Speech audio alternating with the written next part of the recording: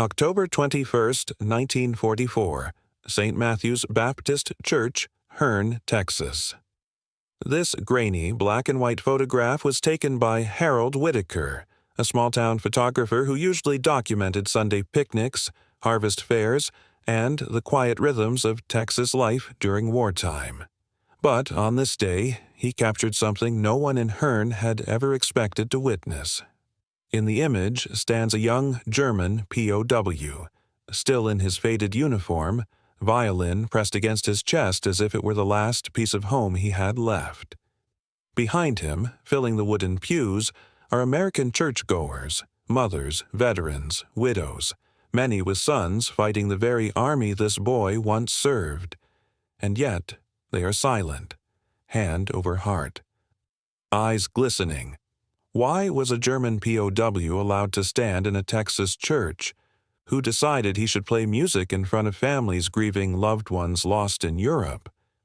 And what was it about this moment, this boy, this violin, this room, that brought an entire congregation to tears? No one in the photograph knew it yet, but within minutes, something would happen that would change not only the fate of one prisoner, but the heart of an entire American town. October 21st, 1944. St. Matthew's Baptist Church, Hearne, Texas. The photograph, grainy, blurred at the edges, the kind of image that seems to hold its breath, captured a moment so improbable that even the people who lived it struggled to explain it afterward. In the center of the frame stood a thin young man in a faded denim POW uniform, his blond hair flattened from the damp morning air. In his hands he held not a weapon, not a Bible, not even the Red Cross booklet issued to every prisoner. He held a violin, an old one, its varnish cracked, its chin rest chipped, the bow re-wrapped with what looked like dental string, and he was standing not behind barbed wire, not before a guard tower, but at the front of a Texas church, alone, exposed, utterly out of place, while 50 American families filled the pews beneath him. People who had sons fighting in France, people who had husbands missing since Anzio, people who had every reason in the world to hate the uniform he wore. No one smiled, no one whispered, no one understood what they were seeing. The German prisoner looked like a man caught between two worlds, one that no longer wanted him, and one that had not yet decided what to make of him. The violin trembled slightly in his grip, and though the photograph could not record sound, anyone who had been there swore later that they could almost hear his heartbeat in the silence. What was a German POW doing in a church? Why had the guards allowed this? Why had the pastor invited him? And perhaps the strangest question of all, why did he bring that violin across an ocean? Why cling to something so fragile while everything around him collapsed? To understand how this moment came to be, to understand why a community of Texans would sit quietly while a German prisoner prepared to play music in their sanctuary, you had to start earlier, back in the dust and fences of Camp Hearne, just a few miles down the road. In late 1944, America stood at the height of its wartime power. Its factories ran day and night, forging the weapons that would break the Axis in two. By the end of that year, American workers would produce more than 96,000 aircraft, more than Germany could dream of assembling even in its strongest years. Steel poured from Pittsburgh, rubber rolled out of Akron, oil flowed endlessly from Texas fields, fueling the tanks and trucks that carried democracy across Europe. At home, the country remained united in a way that would seem almost mythical to later generations. Churches organized harvest drives. High school students collected scrap metal. Housewives rolled bandages for the Red Cross. The sense of shared purpose was so strong that even the smallest Texas town carried itself with an air of moral clarity. The belief that America was not only going to win the war, but deserved to win it. because it still knew the difference between justice and cruelty. And part of that justice, paradoxically, meant treating enemy soldiers humanely. Geneva Convention rules were followed with almost stubborn pride. Food rations were generous, sometimes too generous according to locals who still remembered ration stamps and victory gardens. POWs were given books, classes, medical care, and chaplain visits. "You treat a man right," one Texas farmer liked to say, "and he'll remember your country long after your guns stop firing." Camp Hearn was one of nearly 700 POW camps scattered across America. Behind its fences lived thousands of German prisoners, Afrika Korps veterans, Luftwaffe mechanics, infantry boys barely old enough to shave, and a handful of musicians who had been swept into the war the way leaves are swept into a river. Among them was the young man with the violin. His name was Lucas Weber, 24 years old, born in a quiet village near Stuttgart. Before the war, he had played in a small conservatory orchestra, performing at weddings and summer festivals. He had learned violin from his mother, who insisted that music taught a person to listen before speaking, a lesson that felt almost ironic now, standing in front of Americans who did not yet know whether to trust him or fear him. He had carried the violin through Africa, through Italy, through the chaotic surrender that ended with him aboard a Liberty ship bound for the United States. Soldiers laughed when he refused to abandon it during searches. One guard offered to trade him a wristwatch for it. Another threatened briefly to toss it overboard for amusement. But Lucas held onto it the way some men cling to family photographs. It was the last piece of his life untouched by war. Yet nothing he had experienced prepared him for the sight of a Texas church on a cool October morning. White wooden walls, stained glass glowing faintly in the sun, and rows of Americans staring at him as if he were an apparition from a world they had no desire to revisit. Some recognized the POW uniform immediately. Others whispered in disbelief. A few stiffened in their seats, remembering telegrams with black borders. A German soldier, inside their church, holding an instrument, preparing to play. One man muttered, "If my boy were here, he'd throw that thing out into the yard." A woman clutched her daughter's hand and whispered, "We don't have to listen, do we?" An older veteran narrowed his eyes, unable to reconcile the frail young man before him with the monstrous propaganda posters that had shaped his view of the Axis. The air felt thick with contradiction, like peace and war had collided in the middle of the aisle. The pastor stood beside Lucas, calm, steady, as if guiding a lost traveler. He had insisted the boy be allowed to come, even requesting a military escort from Camp Hearn so the congregation could see the face of their enemy and decide for themselves whether hatred or mercy would tell the truer story. It was a provocative decision, one that unsettled even those who admired the pastor's courage. America was winning the war, but victory did not erase grief. It did not bring sons home. It did not make the flag-draped funerals any easier to bear. No one knew what was about to happen. No one knew whether this young prisoner would play a note or freeze in fear.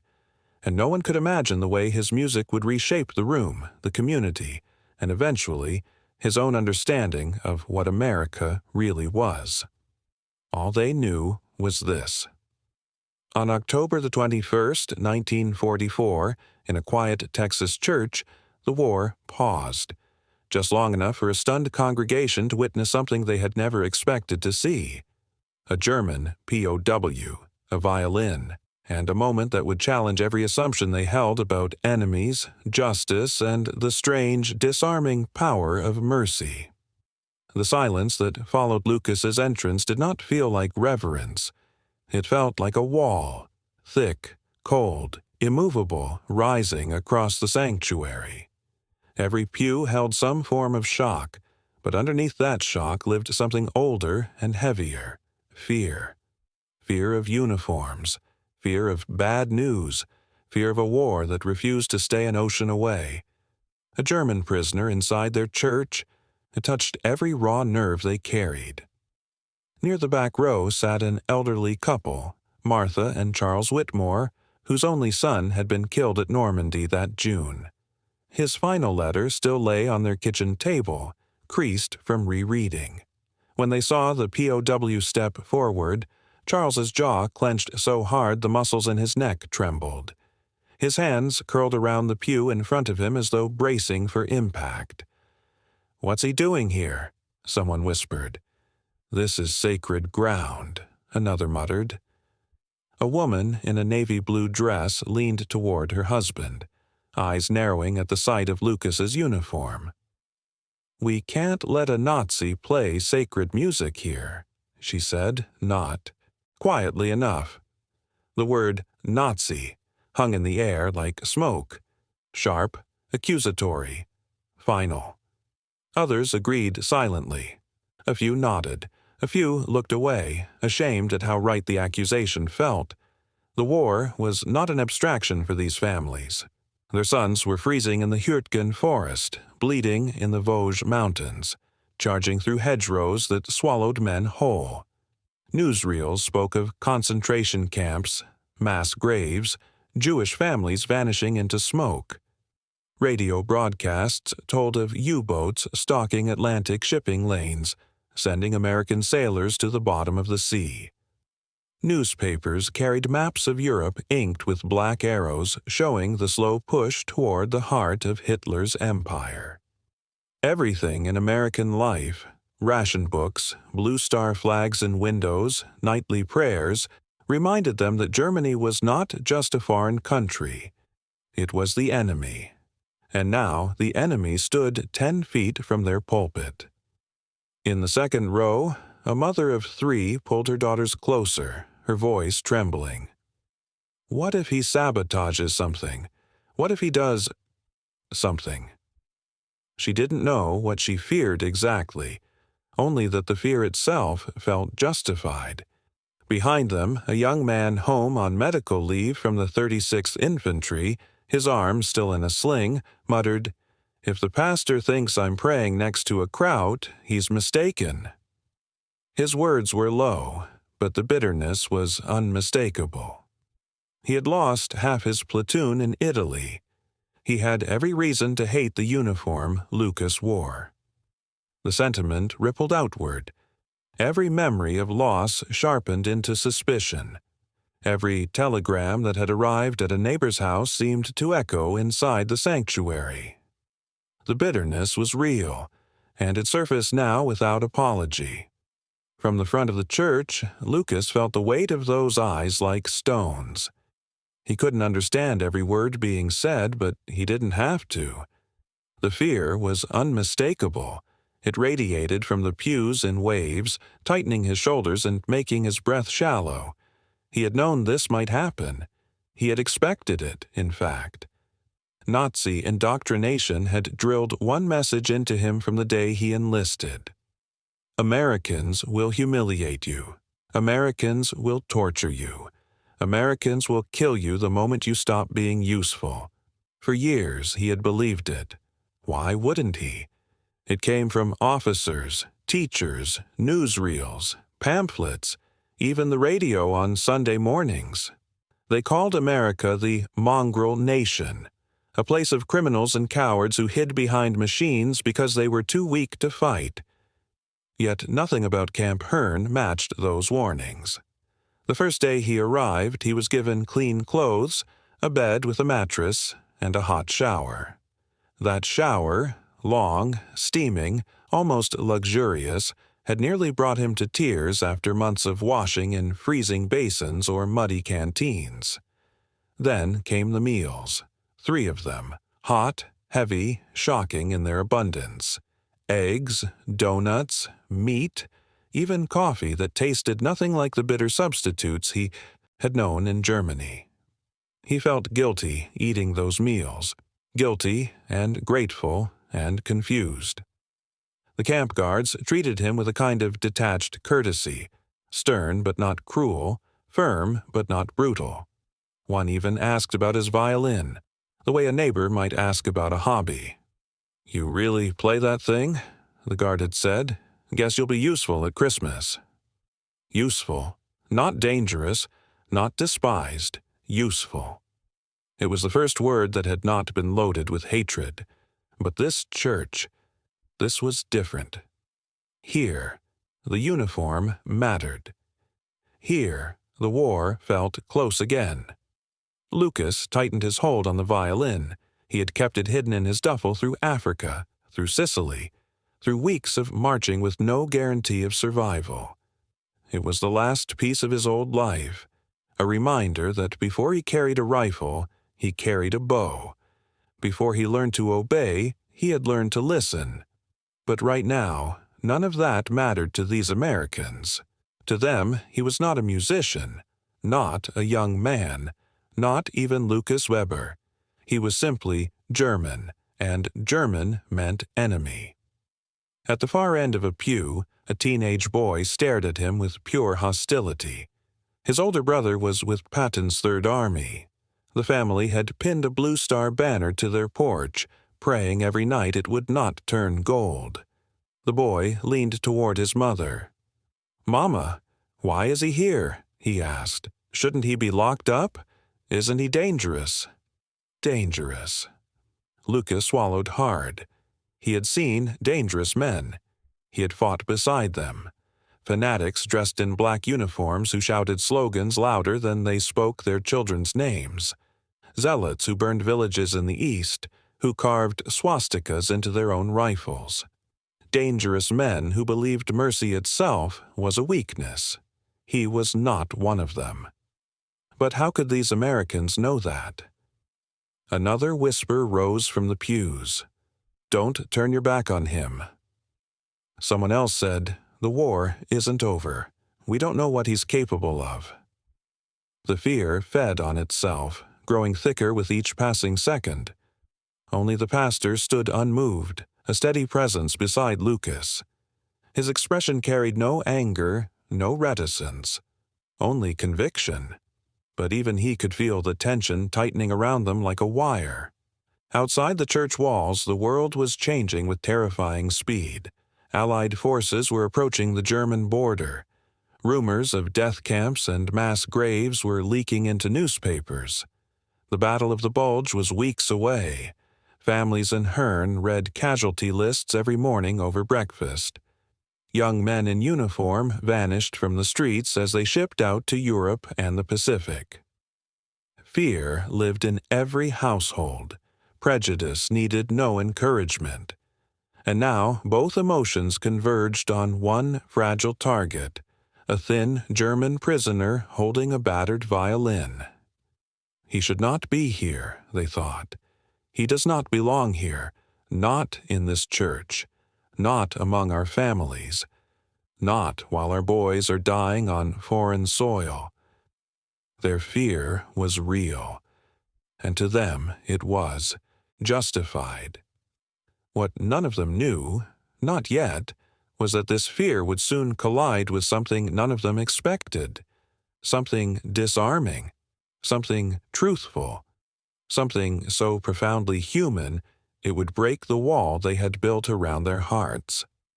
But for now, all that existed was suspicion, grief, and a foreign soldier standing helplessly in a place where no enemy had ever stood before. The fear was complete. The prejudice was real.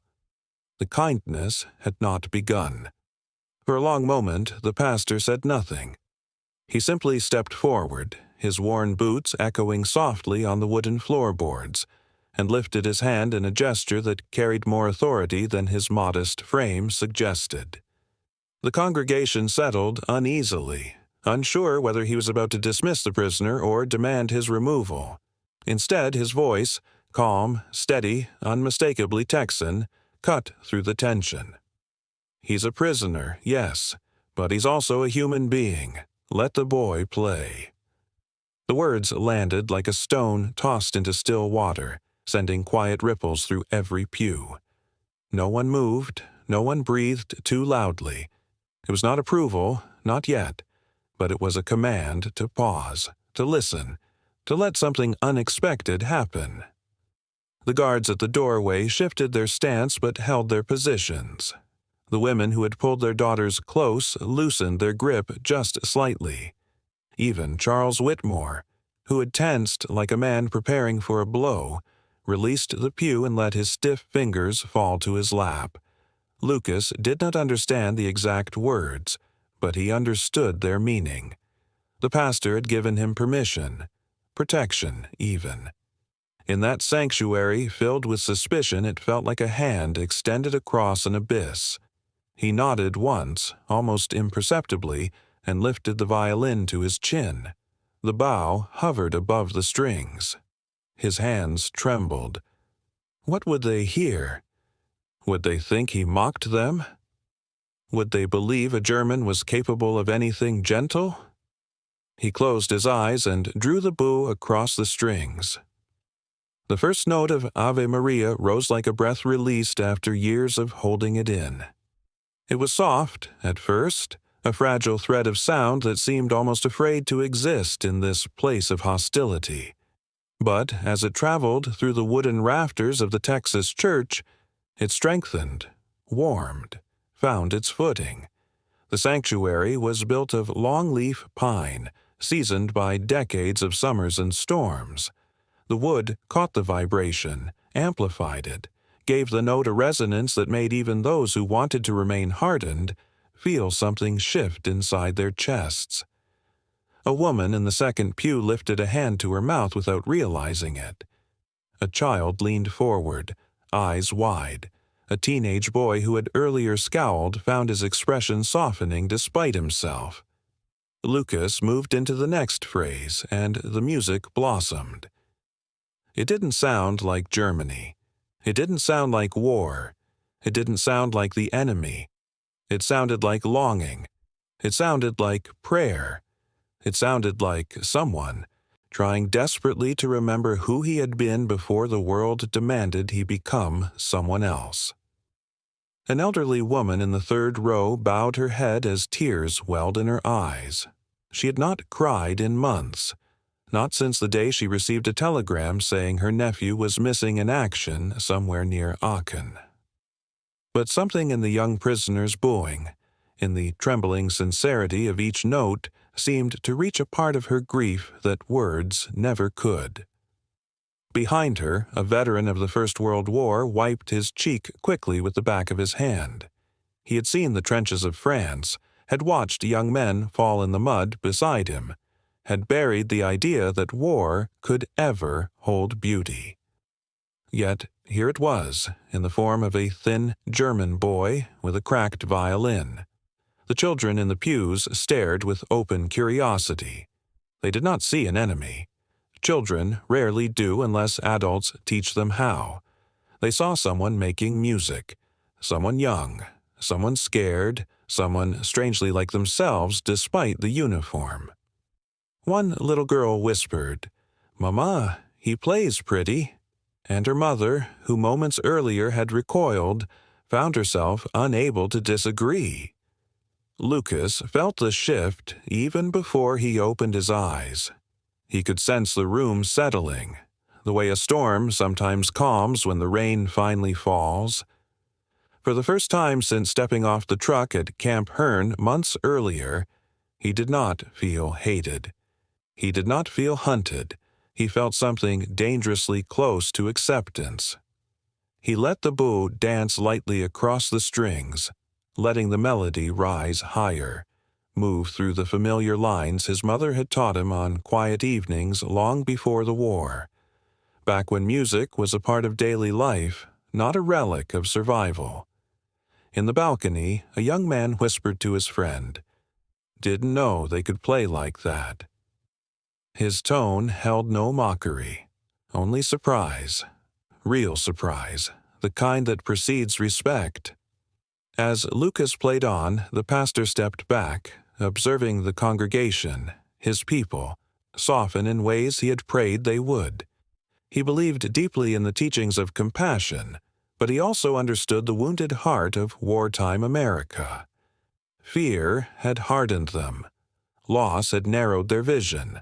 But kindness, when given a place to breathe, had a way of breaking through.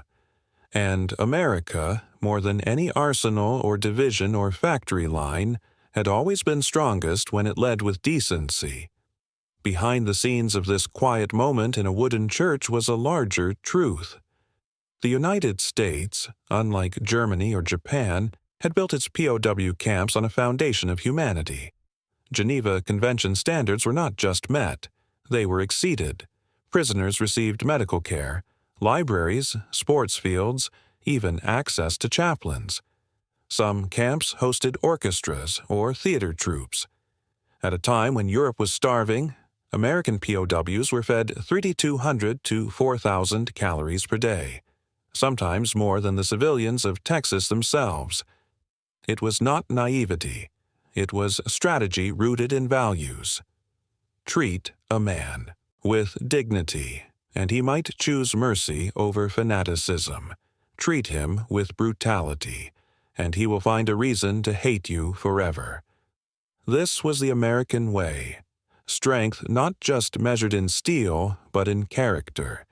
The final notes of Ave Maria lingered like incense in the air, trembling softly before disappearing into the rafters. Lucas lowered his bow. His hands were shaking harder now than when he began. Silence followed, not hostile, not suspicious, but astonished. The old woman who had bowed her head lifted her face, wet with tears. The veteran in the back nodded slowly, as if saluting something he had forgotten existed. Children clapped tentatively, unsure whether applause was allowed inside a church, until the pastor smiled softly and said, "It's all right." And so they clapped, gently at first, then with real warmth, a warmth none of them had expected to give to someone wearing the uniform of their son's enemy. Lucas felt the sound wash over him. It was not the applause he remembered from home. It was something deeper, something healing, something quietly revolutionary. For the second time that morning, he wondered the same impossible question. Why are they being kind to me? Why would my enemy show me mercy? Outside, the war raged on. Europe burned. Families waited for letters that would never come. But inside this small Texas church, for one fragile moment, a young German soldier discovered something that would reshape everything he thought he understood about the enemy and about himself. Kindness had made its first crack in the wall, and nothing, not even war, could undo it. When the service ended, no one moved at first. The congregation remained in their pews as though still listening for the echo of the last note, unsure what to do with the unexpected tenderness that had settled over the room. Then Mrs. Whitmore, the same woman who had flinched at the sight of Lucas earlier, slowly rose to her feet and walked toward him. She didn't speak right away. She just looked at him, her eyes searching his face with a hesitation that carried a lifetime of loss behind it. Finally she said, in a voice cracked but gentle, "Son, have you eaten today?" The question startled him. It was so ordinary, so painfully human, that it felt almost like a trick. He nodded, unsure if he was supposed to answer. But Mrs. Whitmore didn't wait. She placed a hand on his arm, carefully, respectfully, as though worried he might break, and turned to the pastor. "Bring him along," she said. "We have plenty." Plenty. The word hit him harder than any shouted insult ever could. In Germany, there had been nothing plenty for years. Not food, not warmth, not hope. Yet here, in the middle of wartime rationing, an American family was offering him dinner. Within minutes, 3 other families chimed in. "He can sit at our table. We've got roast tonight. My girls would love to ask him about the music." The guards looked at each other, unsure how to proceed. Allowing a POW into a civilian home, even accompanied, was irregular but not forbidden. Small towns, overwhelmed by manpower shortages, often took POW work crews into their barns and fields. Sometimes those work details ended in spontaneous acts of hospitality. A slice of pie, a cup of milk, a quiet moment of recognition between two young men who, but for geography, might have been friends. The pastor gave a small nod. "We'll escort him," he said. "Let the boy come." The Whitmore home sat a short walk from the church, a white clapboard house with a porch swing and a garden that struggled but still bloomed in the Texas heat. As Lucas stepped inside, he froze. Not because he feared danger, but because the home felt alive in a way that shook him. The scent of cornbread lingered in the air. Photographs lined the walls. Weddings, baptisms, smiling young men in uniform. He paused at one. The Whitmore son, standing tall in his infantry jacket, a grin too large for his face. "That's Robert," Mrs. Whitmore said quietly behind him. He was 21. Was. The word wrapped itself around Lucas's ribs. He lowered his head. "I'm sorry," he whispered. His English faltered, but the sincerity didn't. Mrs. Whitmore touched his shoulder lightly. "So are we." She guided him to the dinner table where bowls of food waited. Simple dishes, but heavy with meaning. Cornbread, still warm. Beef stew thick with potatoes and carrots. Green beans preserved from the summer harvest. A pot of coffee whose aroma filled the small kitchen. Rationing had changed everything in American homes. Sugar saved for months. Coffee traded carefully. Meat stretched with vegetables to make it last. Families ate simply, often sacrificing so the military and allies could have more. Yet even in a year when every ounce of sugar or flour counted, they were offering a share to someone who represented the nation, killing their sons. As they gathered around the table, Mrs. Whitmore motioned for Lucas to sit. He hesitated, glancing at the guards standing just outside the doorway, but she insisted. "You're a guest here. You sit." He obeyed, folding himself into the chair like a boy afraid to break a cherished object. The questions came slowly at first, soft and hesitant. "Where is your family? Do you have sisters? How old were you when you learned violin?" Lucas answered in halting English, stumbling through verbs and searching for words. But every person at the table listened with patience that disarmed him completely. Their faces didn't twist in disgust when he spoke of home. Their eyes didn't narrow when he mentioned Germany. They simply listened. By the time he finished describing the village he grew up in, the church bells, the cherry trees, the small conservatory where he practiced violin after school, the room felt different, softer, warmer. "You must miss it," said one of the Whitmore daughters gently. He nodded. "Every day." Mrs. Whitmore set a plate in front of him, heavy with food. Too heavy. He stared at it, overwhelmed. This is much," he said carefully. "We have enough," she replied, "and you played beautifully." Enough. Such an American word, a word Germany had forgotten long before the war began. He took a tentative bite of cornbread. The sweetness surprised him. In Germany, sugar had vanished from shelves years earlier. He tasted the stew next. The tender beef, the soft potatoes, and the warmth of it spread through his chest, deeper than hunger. This was not supposed to exist in wartime. Not for prisoners. Not for enemies. Not for him. The contradictions pressed against his mind. Hitler had called Americans weak. Propaganda had insisted they were decadent, immoral, barely human. Soldiers in his unit had joked that American kindness was a facade, something they used to lure prisoners into complacency before the cruelty began. But there was no cruelty in this kitchen, only the clatter of spoons, the low murmur of conversation, and a quiet flood of generosity that felt almost holy. One of the Whitmore daughters leaned forward. "Did your mother teach you violin?" she asked. He swallowed, emotions catching in his throat. "Yes, my mother, she loved music, said it keeps the soul alive." Mrs. Whitmore nodded slowly. She was right. He looked up sharply. The kindness in her eyes did not match the grief in the photograph on the wall. She had lost a son to his country, yet she was feeding him, sitting beside him, listening to him. In that moment, the world tilted. Everything he had been taught cracked like ice under his feet. These people were not monsters. They were not decadent or cruel. They were not the caricatures drawn in German newspapers. They were human, aching, grieving, hopeful human beings, and they were treating him like one. Outside the window, the sounds of wartime America drifted up the street.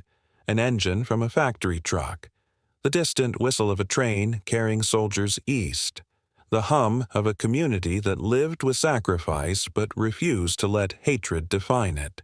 This was 1944, the year America reached the height of its production, the year the arsenal of democracy churned out planes, tanks, and supplies faster than any nation in history. Yet even in that frenzy of steel and smoke, ordinary families across the country set aside food for prisoners. They shared coffee. They shared bread. They shared dignity. Not because they had extra, but because they believed it was right. And as Lucas finished his meal, something settled deep inside him. Not confusion this time, but recognition. Whatever this country was, whatever its flaws, whatever its triumphs, it held a kind of moral strength he had never encountered before. A strength not built from weapons or propaganda. A strength built from tables like this one, where the enemy was invited to sit, where anger softened into curiosity, where grief found a way to coexist with mercy. He had come to America expecting chains. Instead, he found cornbread, warm coffee, and a family asking him about home. And for the first time since the war began, Lucas felt an unfamiliar sensation rising in his chest. Something fragile, dangerous, and impossible to resist. Hope. The meal had ended, but no one moved to clear the dishes. The conversation had quieted to a gentle hush, the kind that fills a room after something unexpected has passed through it. Lucas sat with his hands folded tightly in his lap, unsure what to do next. He felt full in a way he had not felt since before the war. But he also felt something else, something unsteady and rising. Mrs. Whitmore, who had watched him throughout dinner with the soft, sorrowful gaze of someone who has known deep loss, reached for his hand as he stood to leave.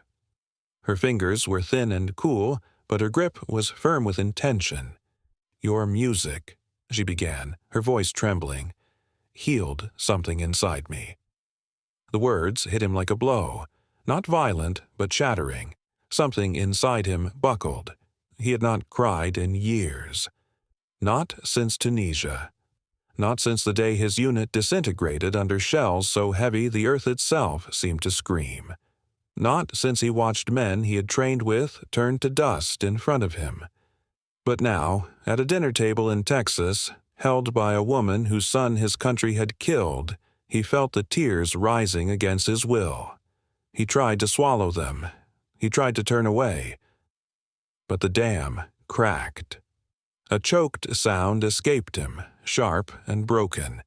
He covered his face with both hands, shoulders trembling, the kind of trembling that has nothing to do with fear and everything to do with surrender. His breath came in uneven gasps, and he felt himself fold, physically, emotionally, completely. Mrs. Whitmore did not step back. She did not hesitate. She stepped forward and wrapped her arms around him. It was not the embrace of a stranger comforting an enemy. It was the embrace of a mother who saw a child hurting. The room went silent. So silent the tick of the kitchen clock sounded like a heartbeat. The guards at the door stood frozen. The daughters exchanged stunned glances. And in the corner, the pastor removed his glasses slowly, as if witnessing something he'd prayed for but never dared expect. Lucas tried to speak through the sobs. I don't understand," he whispered. Why are you kind to me?" Mrs. Whitmore stroked his hair like she would have stroked her son's. "Because cruelty doesn't bring anyone home," she said softly. He shook his head, tears spilling freely now. "My teacher, the man who taught me violin, he died in the bombing. Munich is burning. My family, they are hungry. Every letter says, 'Less food, more bombs.'" He swallowed hard, struggling for air. "I do not know if they live. I do not know." The eldest daughter covered her mouth with her hand. The younger one began to cry silently. "My mother," he continued, voice cracking. "She kept the violin safe, through rationing, through everything. But his voice broke. I left them to fight a war I did not understand." He looked around the room, desperate for someone to believe him. "They told us Americans were monsters. They told us you would torture us, starve us, kill us. They told us surrender meant shame. They told us hate was strength." The pastor stepped closer. "And what do you believe now, son?" Lucas's voice dropped to a whisper. "I believe they lied to us." The confession hung in the air like a confession to God. He lowered his gaze. "I thought I knew who the enemy was. But when you gave me food, when you let me sit here, when you listened to my music," his hands trembled, "I realized I have hated shadows, not people." The old man in the corner, Mr. Halbrook, whose brother had died in a U-boat attack, spoke for the first time. His voice was rough but steady. "Boy," he said, "when you played that song, I didn't hear Germany. I heard someone praying for home." Lucas pressed both hands to his face. "That is all I was doing," he whispered, "praying someone still waits for me." For several seconds, the only sound was his quiet sobbing, the raw, unguarded kind that tears itself loose after years of being buried. Then the pastor placed a hand on his shoulder and spoke the words that would follow Lucas for the rest of his life. "Son," he said gently, "hate dies when people eat together." Lucas lifted his head, eyes red and shining. The pastor continued, "Here in America, even enemies sit at the same table. No one argued, no one corrected him. In that kitchen, those words felt like truth carved from something ancient, something that had outlived empires. But breakdowns do not happen in a vacuum. They are the culmination of everything a man has endured. And Lucas had endured more than most in his 24 years. Germany in 1944 was collapsing under the weight of its own delusions. Cities flattened into ash. Food supplies nearly gone. Children digging through rubble for kindling. Mothers boiling weeds to make soup. Families rationing bread by the gram. Men on the front lines starved while commanders lied to them. Letters arrived stained with fear. Rumors whispered of concentration camps the soldiers pretended not to believe. And amidst it all, the propaganda grew sharper, louder, more desperate. America is weak. America is corrupt. America will torture you if you surrender. But America had done none of those things. America had given him shelter. America had given him a bed with a clean blanket. America had given him a shower with hot water that ran for minutes without stopping. a luxury so surreal he had nearly fallen to his knees. America had given him 3 meals a day. Real meat, real bread, coffee, sometimes even butter. And now America had given him this, a kitchen filled with people who should have hated him, yet instead offered him something his own country had forgotten how to give: mercy. As he stood shaking in the Whitmore kitchen, surrounded by a family that had lost everything yet still managed to give more, something inside Lucas finally cracked open completely. It was the moment he realized he had not been defeated by America's weapons. He had been defeated by its decency. Mrs. Whitmore squeezed his hand, her own eyes brimming. "Son," she said quietly, "I can't bring my boy home, but I can treat someone else's as if he were mine." The line struck him like lightning. He sobbed again, hard, helpless, unrestrained, because war had taken so much from him, and here, somehow, it was giving him back a piece of his humanity. The pastor motioned for the daughters to gather near, and they did, not with fear, but with compassion so gentle it nearly undid him again. Mr. Halbrook stepped closer, too. He cleared his throat, staring at the young man whose uniform should have filled him with hate. Then he placed a hand on Lucas's back. "It's all right, son. We know the war chews boys up. We've seen it." Lucas nodded, tears streaking his dusty cheeks. For the first time in years, he did not feel alone.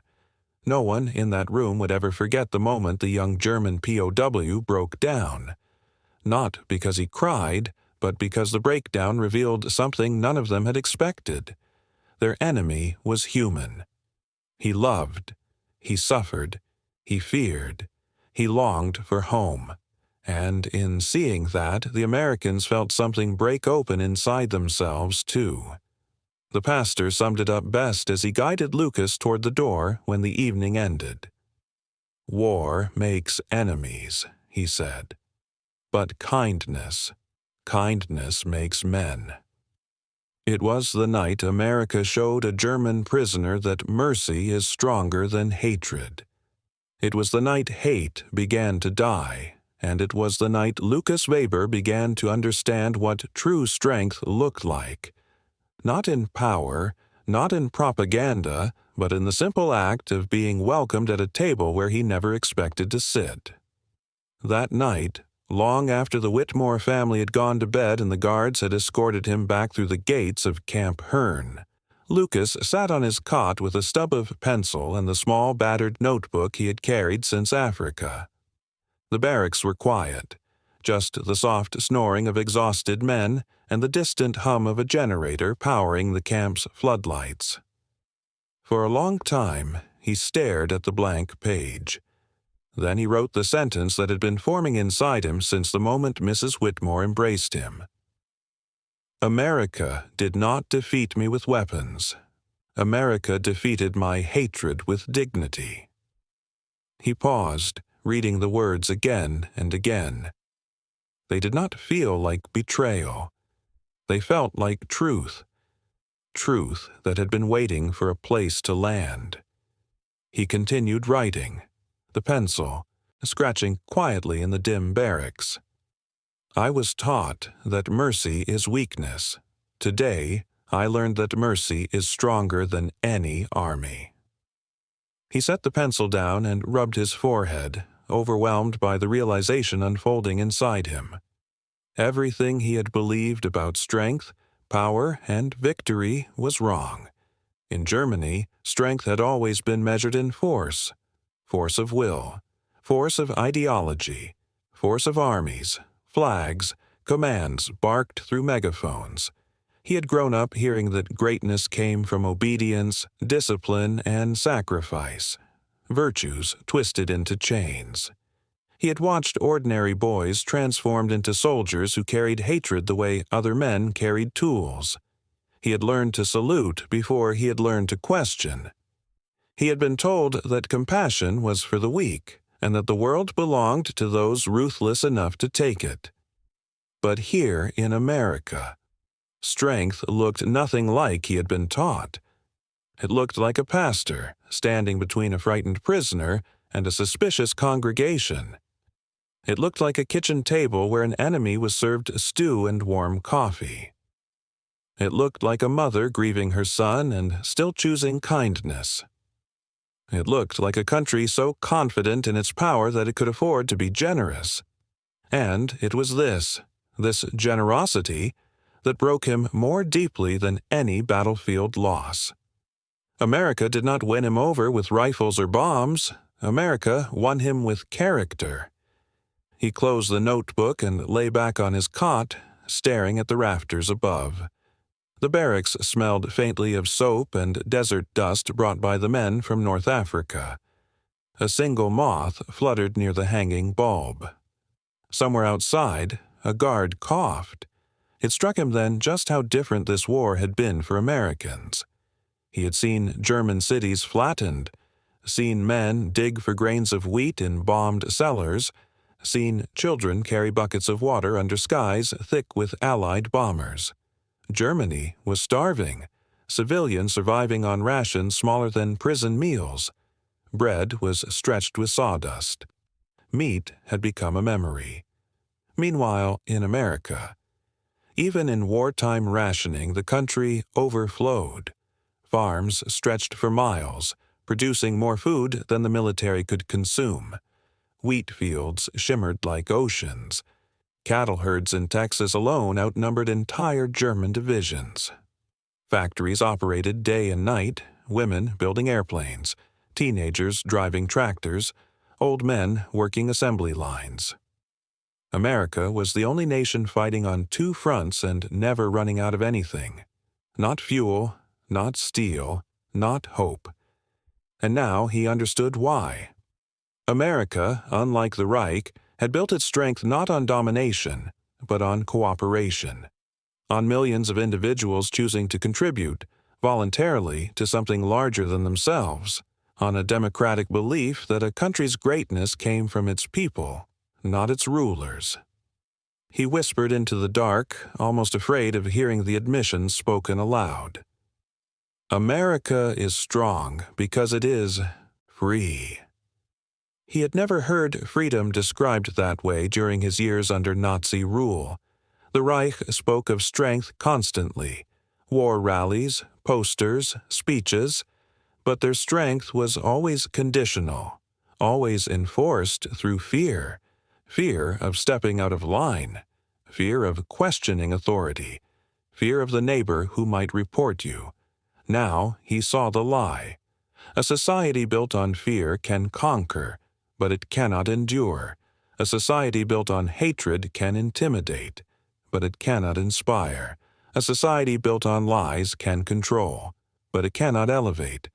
But a society built on dignity, genuine dignity, extended even to enemies, could transform the world. It had already transformed him. He sat up again, restless, and grabbed the pencil once more. Another line pressed to be written. They fed me. They listened to me. They saw me. Not as a German, but as a man. He paused, the weight of that realization sinking deep. Back home, no one had seen him as a man in years. He had been a cog, a uniform, a number in a war machine. His talent with the violin had meant nothing to his commanders. His fears had meant even less. His humanity had been irrelevant. Yet here, in the nation he had been told to fear, people had cared about his mother, his teacher, his childhood. They had asked about his sisters. They had wept at his music. He wrote slowly, I thought the Reich gave me purpose. But here, the Americans gave me back myself. Outside the barracks, the night was clear. The moon shone over the endless Texas plains, illuminating guard towers and fences that now felt less like symbols of captivity and more like borders between two worlds, his old one and the one he was awakening to. He thought of the arsenal America had built, 96,000 aircraft in a single year, more tanks than Germany could destroy, Ships launching faster than U-boats could sink them. The numbers had terrified him when he first heard them over the camp loudspeakers, but now he understood them differently. Those machines were not symbols of domination, they were symbols of unity, of a nation mobilized not by fear, but by belief. A belief that democracy mattered, a belief that liberty was worth defending, a belief that decency was not weakness, but the ultimate form of strength. That belief was America's true weapon, not its factories, not its guns, not its armies, its kindness. Kindness so powerful it had reached across barbed wire and broken the walls inside him that years of propaganda had built. He set the notebook aside, tears drying slowly on his cheeks. He felt exhausted, but also alive in a way he had not felt in years. The truth was no longer frightening. It was liberating. For the first time since the war began, he understood the difference between conquest and victory. Germany had conquered. America would win. He whispered into the dark, "Because they know what matters." And then, softly, almost like a prayer, "Because they choose humanity over hate." He closed his eyes, letting the weight of the day settle into something steady and undeniable. When morning came, he would return to the work crews, return to camp routines, return to the life of a prisoner. But he would never again return to the person he had been. America had changed him, not with force, but with dignity. And as sleep finally claimed him, one final thought drifted through his mind, a question not of fear, but of hope. If the enemy could show him mercy, what else might be possible when the war ended? When the war ended in 1945, Lucas returned to a Germany so changed, so hollowed out, that he barely recognized the land of his childhood. Munich was a skeleton. Burned walls, empty windows, streets covered in rubble where whole neighborhoods once stood. The conservatory where he'd studied music had collapsed into a mound of bricks. The church where he learned Ave Maria had no roof, only a bell that hung cracked and useless above the ruins. His family had survived, thin, shaken, but alive. His mother cried when she saw him and held his face in both hands as if she were afraid it might disappear if she let go. His younger sister stared at him for a long time, unable to decide whether he was real. For months he tried to rebuild the pieces of his old life, but something had changed inside him, something too large for Germany's ruins to contain. He had seen another world, one where kindness was not rationed, where decency did not collapse under bombs, where even a prisoner could be fed, sheltered, and spoken to with dignity. He carried 2 items with him from Texas, wrapped carefully in cloth so they would not be damaged on the trip home. A small Bible, given to him by the pastor at St. Matthew's Church, and the violin, repaired by an American craftsman from the camp workshop. The Bible remained unopened by many in post-war Germany, but to Lucas it was not a symbol of religion. It was a symbol of mercy. Inside its cover, the pastor had written, "When hatred ends, healing begins. Go home in peace, son." The violin, though, he opened often.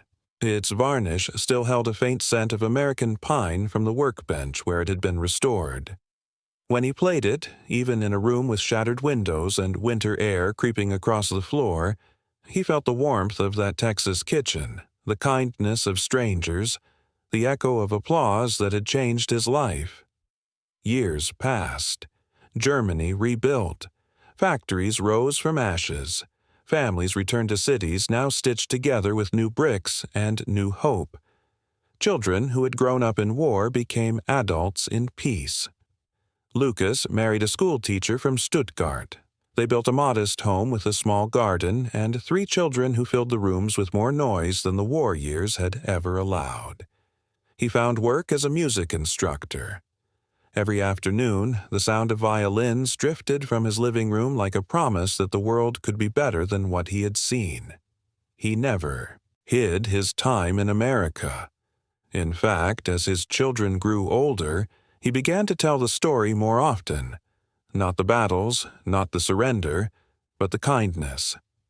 He would sit them on the couch, open the violin case, and lift the instrument onto his lap. Its wood glowed softly in the lamplight. "In Texas," he would say, "the enemy treated me as a man, not as a Nazi, and that is why I rebuilt my life." His children listened wide-eyed. America to them sounded almost mythical, a place where prisoners were fed like guests, where mothers who lost sons still found room in their hearts to comfort strangers, where a young soldier could lose everything and still be given a chance to become someone new. His eldest son once asked, "Papa, what did America do to you?" Lucas smiled the way a man smiles when remembering something sacred. "America taught me dignity." Decades later, long after the world had changed again, Lucas's grandchildren found the old violin and the Bible standing side by side on the highest shelf of his study. They were adults by then, engineers, teachers, parents. Germany was prosperous, democratic, peaceful. Many of the fears that had shaped Lucas's youth felt distant, almost impossible to imagine. But the story he told them never faded. When Lucas died at 89, his family honored his final request, to return to Texas, not to be buried, but to give thanks. They flew to America on a bright spring morning and drove north from Houston into the heart of the state their grandfather had spoken of for half a century. Camp Hearn was gone. Only a historical marker remained.